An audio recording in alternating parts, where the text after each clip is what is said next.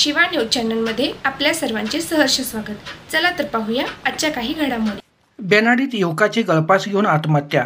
सरकारी प्राथमिक आरोग्य केंद्राजवळ राहणारे 24 वर्षीय रोहित शिवाजी रोहार या युवकाने घराजवळील शेडमध्ये गळफास घेऊन आत्महत्या केल्याची घटना उघडकीस आली आहे।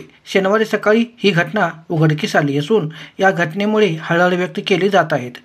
रोहितचे आई वडील, 2 बहीण आणि आजी आजोबा यांच्यावर दुःखाचा डोंगर कोसळली आहे। या घटनेची नोंद निपाणी ग्रामीण पोलीस स्थानकात झाली असून पोलीस निरीक्षक BS तळवार यांच्या मार्गदर्शनाखाली उपनिरीक्षक शिवराज नायकवडे यांनी पुढील तपास करीत आहेत।